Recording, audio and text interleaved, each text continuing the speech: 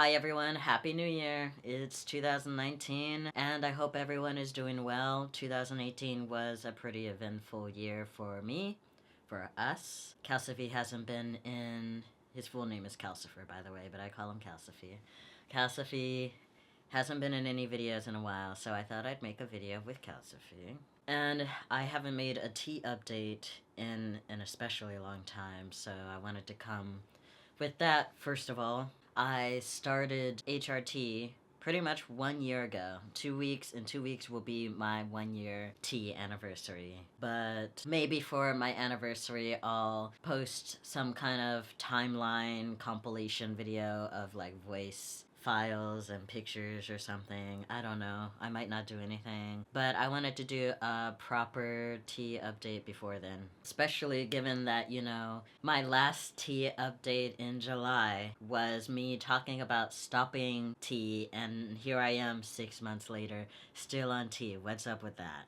Gonna talk about that. Recently, I put up a poll on YouTube and on Twitter asking you guys what you're most interested in hearing about for this update, because 6 months is a lot of time to cover between July and now. So I was hoping to try and narrow down what I talk about in this video, and I really appreciate everyone who took the time to vote in my polls. Thank you so much. As usual, this video is going to be broken up into sections, so if you're only interested in one particular thing, or if you don't want to hear about one thing that I'm going to talk about, please feel free to skip around. You're probably going to see a lot of light changes and hear some obnoxious crows in the background because nature, so apologies in advance for that. In this video, I'm going to be talking about first, and yes, I suddenly have a coffee in my hand. First, I'm going to be talking about changes to my frequency in terms of getting injections, because there's been ups and downs along the way these past 6 or so months. And second, I'm going to talk about mental changes. This is one of the things that people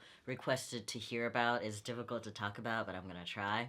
And I think from there I'm going to venture into a little bit of TMI. I'll give a warning before that. Third, I'm going to talk about physical changes just a little bit, and I'm going to talk about social changes, or in other words, people's reactions to what has been happening with me, or at least what they perceive as happening with me. That received by far the most votes, and so I want to spend the majority of this video talking about that. First of all, some basics for those of you who are just now tuning in with this video. Hi, by the way, thanks for watching. And even if you're not just now tuning in, if you've been following my tea update series, thank you for watching. My name is Vesper, in case I didn't say that in the beginning of the video. I am 33. Started taking testosterone last year, January, oh my god, 12th?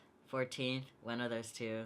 I should like remember that. That should be like a really important date, but my memory is just whatever. But anyways, I started at 32 years old, which is notably older than a lot of YouTubers or people in general tend to start HRT. So take note of that for those of you who are also thinking about starting HRT, particularly testosterone, later in life. There's no such thing as starting too late, even if you are significantly older than 32, 33. The testosterone that I'm on is Iremon Depo. It's a Japanese brand of testosterone, and my dosage hasn't changed that much, but my frequency has changed throughout the 1 year that I've been on tea. So I started out in January at 80 milligrams every 2 weeks, and quickly went up to 100 milligrams every 2 weeks. I stayed on that for a while till I got blood work done at the half-year mark. So that was about June. I got blood work done, and the results came back as me being pretty high in terms of T levels, even for a cis male. So my doctor recommended that maybe I do less frequent dosages, and I myself wanted to do that anyways, because I had never intended to go on a full dosage or anything like that. I had intended to do low dose testosterone. So to have my results come back as being on the higher side of T levels, I was like, yeah, no, let's step that back. So in June-ish, July-ish, I stepped down my frequency from every 2 weeks to every 3 weeks at 100 milligrams. So same dosage, but less frequent. In July, I made my last update video and I talked about stopping HRT because I had achieved what I wanted more or less, especially in terms of voice. So I was going to not stop cold turkey. I was going to try and gradually wean myself off or decrease my dosage or frequency. And so going into August, I stepped down my frequency again to every 4 weeks. So for August and September, I was down to 4 weeks, and stuff happened that made me scramble back to increasing my dosage to every 3 weeks. By the time it was October, I was back to every 3 weeks. And since October, November, December, I've been on every 3 weeks at 100 milligrams again.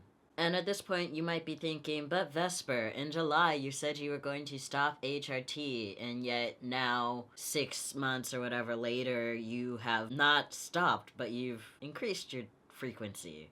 What's up with that? Well, in the interest of transparency, I'm just gonna flat out say it that I am struggling to stop tea, you guys. I am genuinely struggling. And the struggle, of course, is totally up here, is totally psychological, totally a mental thing. And having said that, I'm gonna use that as a segue into mental changes. A topic that I have yet to really talk about at all in any of my tea updates to date, because it's a really murky gray area for me and I think people in general to pick out particular things and pin them down to being because of testosterone. Because we all know that things are more complicated than that, especially when you are on medication, you got stuff going on in your life. Any change that is happening has probably numerous factors to it. It's totally not just a tea thing. And on top of that, I'm always second guessing myself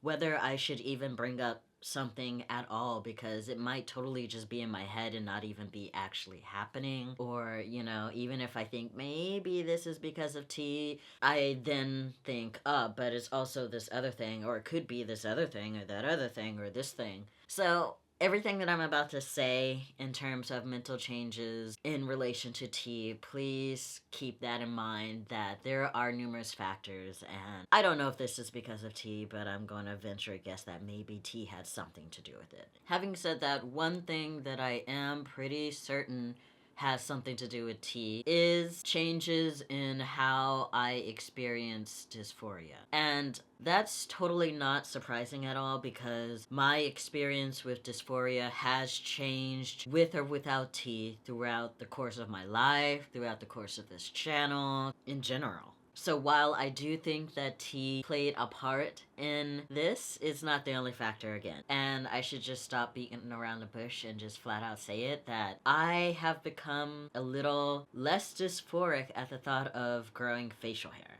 which is like a big thing for me, because I have spent numerous videos at this point talking about how I don't want to grow facial hair. I don't want to grow facial hair. If I grow facial hair, it will be in and of itself triggering or dysphoria inducing, and I still don't want facial hair. No, let there be no mistake, I don't want facial hair.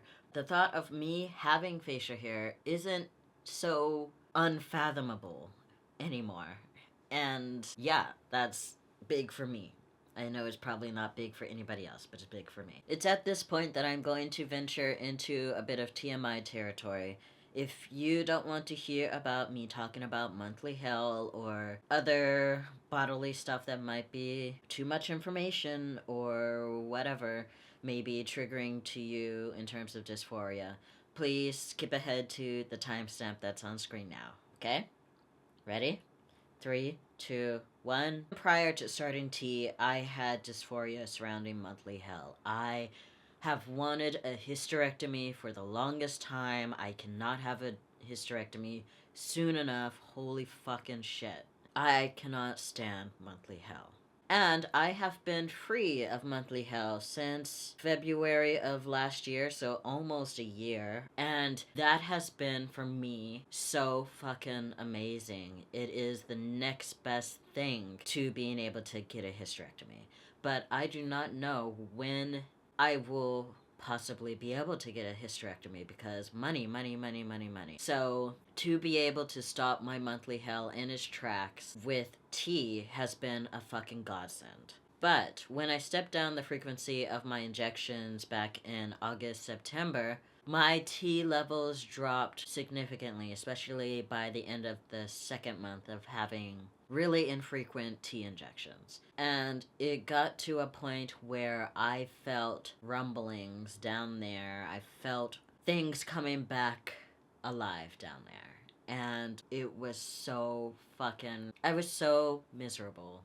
Like, I already had dysphoria about monthly hell, but now it's worse. It's worse. Thought of having to deal with monthly hell again is just... I don't know what I'm gonna do, you guys. That is the biggest thing, in addition to not being anemic anymore, which I've talked about in previous videos, but that is the biggest thing that is making me struggle to stop tea. I had stepped down my frequency and I was hoping to stop tea before 2019. It's now 2019, I'm still on tea. I rushed back up to 3 weeks, every 3 weeks injections, because I just could not take the thought of having to deal with monthly hell again.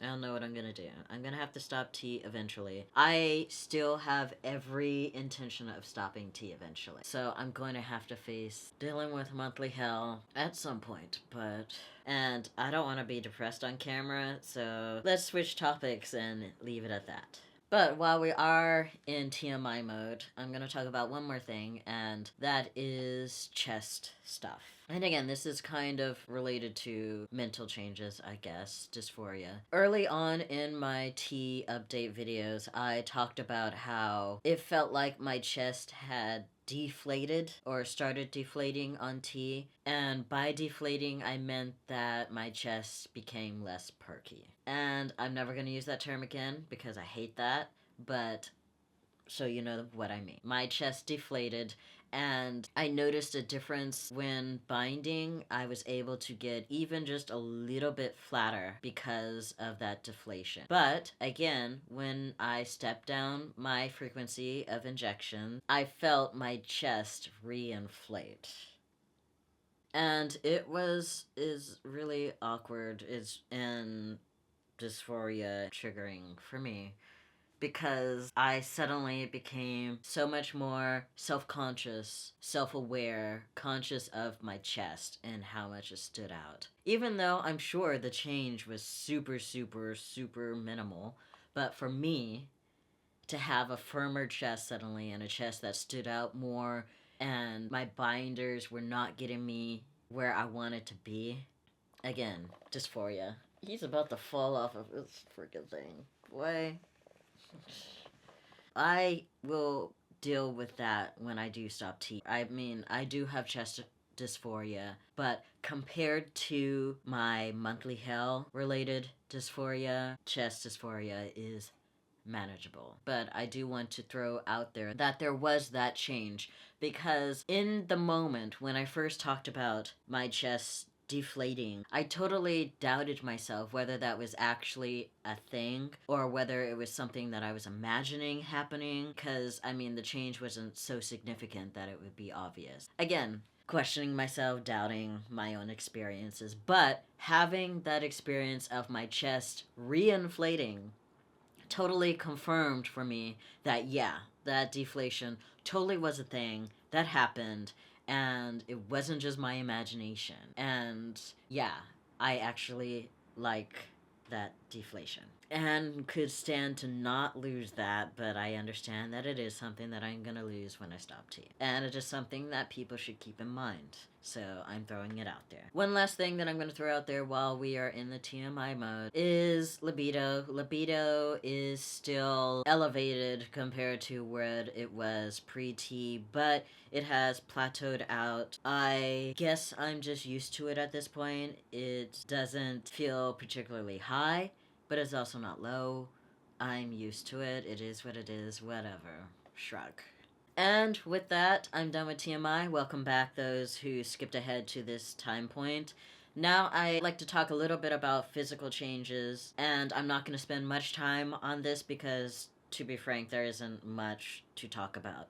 The majority of physical changes or the most drastic, biggest changes happened, I feel like, earlier on, so there isn't that much to talk about in terms of that now. But aside from that, I feel like my voice is also plateaued out. There hasn't really been any significant change, I think, since the 6-month mark, maybe. I want to say 6 months. I don't know. Any change is minor, but at the same time, my voice is still breaking when I try to speak loudly. So I don't know if I've already been through all the voice change that is going to happen for me or not, or if there's still more to come if I stay on T, provided I stay on T. In terms of my mustache, facial hair, when I stepped down my frequency of dosages, things kind of stalled and nothing happened, I feel like. But now that I've stepped it back up to every 3 weeks, I feel like there's a little bit more hair growing in, it's filling out a little bit more. If people get close, I'm pretty sure they can see. Despite everything else that is happening with my face right now, yeah, it's still really slow. I've got some facial hair growing in on my upper cheeks, which is really awkward, but it's very sparse and thin, so I'm not doing anything about it. The only other physical change to really talk about, and this is a pretty, for me, significant or noteworthy change because it affects my daily life, is that my neck has gotten stockier, is thicker, and I know that this isn't just a figment of my imagination because I wear button-up collar shirts pretty much on the daily. And shirts that I get from the men's section are fine, but shirts that I get from or have gotten in the past from the women's section of a store is really, really tight, uncomfortably so. Some of them I struggle to even button this top button. And I used to not have that problem at all, but now trying to button up this top button is a struggle and is uncomfortable, and that sucks. I guess I've gained muscle here. I don't know, muscle, fat, whatever. I think maybe my face is also widened a little bit. I don't know. And now onto the topic that I most want to talk about, and according to my polls, you guys most want to hear about, and that is social changes, or rather people's reactions to changes. And I will straight up say now that there hasn't been all that much in terms of a reaction or social change because I'm still not passing as my gender. I don't think that's ever gonna happen. And I'm still mostly not being read as male, but what has been happening is exciting. Hello, sleepyhead. You're in the middle of my shot. Yeah, that's my fault for putting him there.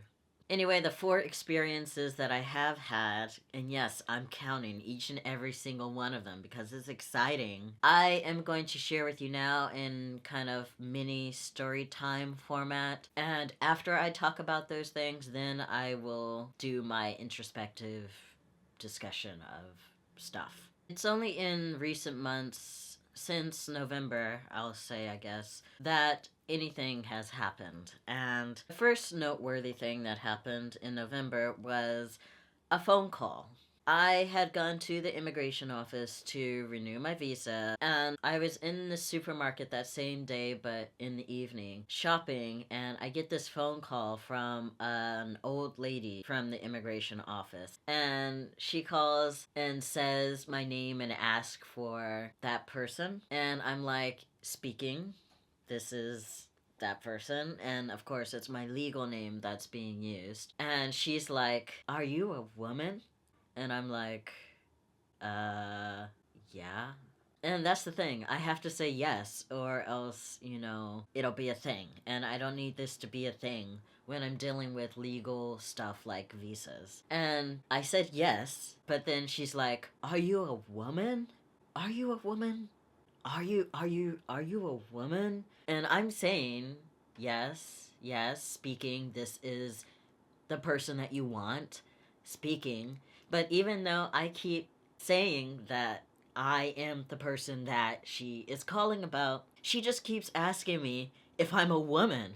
And it's like, not only is she misgendering me and ignoring everything that I'm saying about being the person that she wants, she is forcing me to repeatedly misgender myself in order to get her to acknowledge me for being who I am.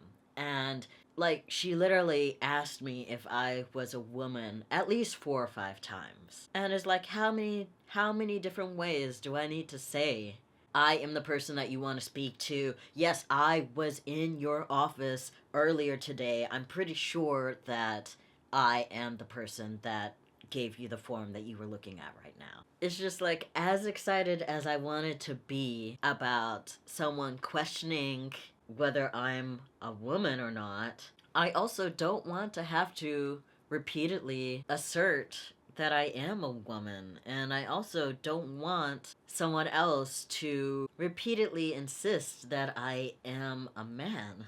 And it was just, that was the first time that had ever happened. And it was just so annoying and frustrating. And so that was the thing. Later that month, still November, but towards the end of the month, I met up with a friend who is a professor at a local university. She is queer. I am out to her. We met in an LGBT gender related, I don't know, setting. I think it was a symposium specifically about transgender stuff, so she knows I'm non-binary. She actually, the topic of her research, the focus of her research is gender. So she is familiar with trans people, non-binary people. She has written a book in Japanese about non-binary people in Japan, actually. So she's totally up to speed on that. We were meeting to discuss me sitting in on one of her classes and being a special guest and critiquing her students' presentations. And after we had lunch and we were talking about gender-related stuff, walking around the gay district of Tokyo, Nichome, she was like, randomly, you know, Vesper, I've never known what your assigned gender at birth was. And you could tell that she felt very awkward in bringing that up for obvious reasons. And as awkward as the situation may have been, I mean, it wasn't really awkward because, like I said, we have this relationship. She knows. And so I knew that she was asking from a place of genuinely just being curious, but also acknowledging that she had no right to know that information at all. But to have someone just flat out say that they are uncertain of what gender, or rather what sex you were assigned at birth, that was just like a huge moment of euphoria for me. Gender euphoria. And we don't talk about this enough. Gender euphoria is when you feel reaffirmed, affirmed, validated in your gender, and it's just the most amazing thing. It is the opposite of dysphoria. And so to have this person who is so knowledgeable of trans issues and non-binary people say to me that she doesn't know if I was assigned male or female at birth, it was just like, woo! I could have danced on the spot. I kind of did dance on the spot. And she found that funny, even though she was totally still felt awkward about having asked that. I was just like, hell, oh, thank you for saying that. Totally okay you said that, because for me, that is like the ultimate validation, because if I have any goal when it comes to transitioning, I don't use that word for myself, but transitioning, it is to confuse people in regards to that. And I'll get into that more after story time. But yeah, that was a total moment of euphoria for me. Now, changing topics again to another story. I am an English teacher at a high school, and over the last couple of months, I've noticed a change in students' response to me being pissed off at them and raising my voice. And even though I can't really raise my voice because my voice cracks when I try to speak loudly, I feel like when I do raise my voice and speak very seriously, in a very serious tone, to students, something about my voice now is more, I guess, is interpreted as being more commanding of attention than it was before, because students will stop, even if it's just for a fucking moment, because teenagers, zero attention span. sometimes. But even if it's just for a moment, I feel like my voice is more commanding of attention somehow. I guess because it's deeper now. I don't know. Maybe this is kind of playing into male privilege that males have, in that like a male speaks and they get attention much more readily than I feel like women or more higher pitched toned voices do. And this is just a fact, I feel like. And I don't know if I'm suddenly benefiting from something that is related to male privilege, I guess, and having a deeper voice and commanding more attention. But yeah, that has been something that I've observed recently. Students still totally talk over me and ignore me, but I've noticed a little bit of change there. The last of my 4 story times is again related to the professor at a local university that I mentioned before. So the day of helping out her class came. I went to her university after my normal job and watched her students do presentations and then gave them feedback and criticism and advice. And after one session of presentations, one of her students came up to me and just flat out asked me, "Are you a man or a woman?" And I was like, it's been a long time since I've been asked that. When I was a kid, I got asked that a couple of times, and I want to make a whole video related to that, but now's not the time for that. This student, who is a college student, freshman, just straight up came up to me and asked me that. And we're in class, other students are around, not necessarily paying attention to us, but they're around, and I was just like, how do I respond in this situation? I could go into it or I could not. And I decided to just say, and this is a conversation happening in Japanese, I was like, it's complicated. I'm neither a male or a female.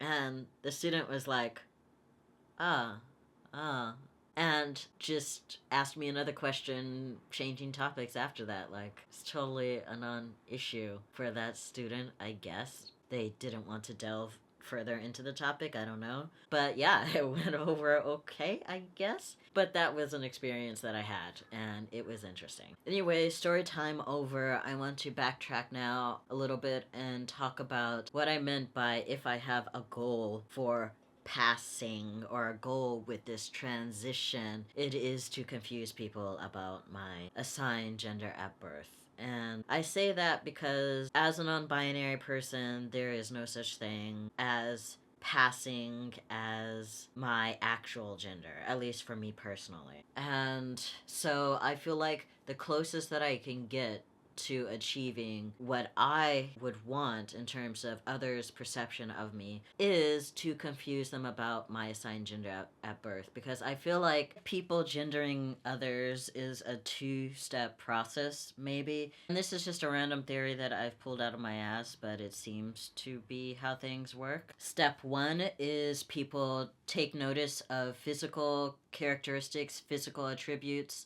that you may have, secondary sex characteristics, and they infer whatever they will from that and come to some kind of conclusion about your assigned gender at birth or your assigned sex at birth. And then step 2 is they take in your appearance, your self-expression, your gender expression, and just how you prefer to present yourself in general, your mannerisms, and then they come to another conclusion based on that. And how they gender you is based on those 2 conclusions combined, which one they decide to prioritize or however they decide to negotiate those 2 things, if they happen to be different. For the majority of society, those 2 conclusions usually align. Based on that random theory that I pulled out of my ass, but seems to be how things work, when someone clocks a trans person who is stealth, I feel like it is because, one, they are noticing some kind of physical attributes, some kind of physical something about that person, and they are coming to some conclusion about that person's assigned gender at birth, and then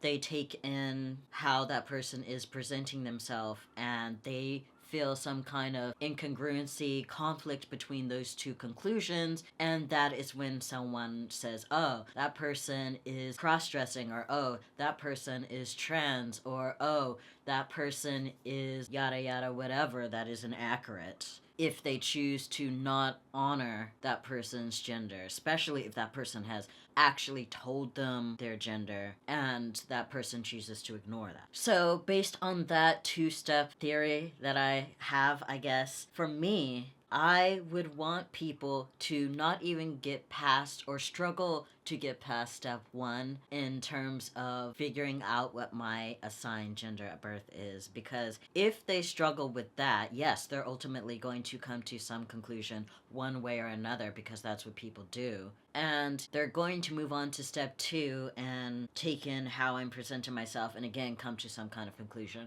But if I can make it even a little bit more difficult for them to do so, I'm happy. Bonus points if they actually stop, pause, and ask me what my gender is, instead of coming to some arbitrary conclusion based on whatever the fuck they decide to base it on. Gender confusion, I would like to get there, but I don't feel like I'm there yet. And this is actually a topic that I want to dedicate a separate video to later on. That in Japan, people are slowly but surely becoming a little bit more confused by me in general. I feel like even if I were to eventually get to a point where even 50% of the time people thought I was a man, I could still hop on a plane and be in America tomorrow, and that 50% would go down to like 10%, because gender is very much a cultural thing. It is a social construct. Japanese society does not interpret and handle gender in the same way that American society interprets and handles gender. So yeah, that's always going to be a factor in how anyone's gender is interpreted, not just mine. And I'll get more into that in another video in the future. This video has gotten too long already, so I'm gonna stop here. Thank you for watching. If you have made it to this point, you are amazing. I really hope that you have an awesome 2019. A lot is going to happen for me, I think, in 2019, and it will affect this channel. There will be changes coming. I'm not going to get into that now. That's a separate video at some point eventually that I will make. Thank you so much for watching. If you haven't already, please do check out my website, QueerAsCat.com. I have a blog there where I talk about things that I'm not necessarily talking about here on YouTube. So do check that out. And yeah, have an awesome day. See you next time. Bye. Hey, Gussie, how do you feel about being the mascot of QueerAsCat?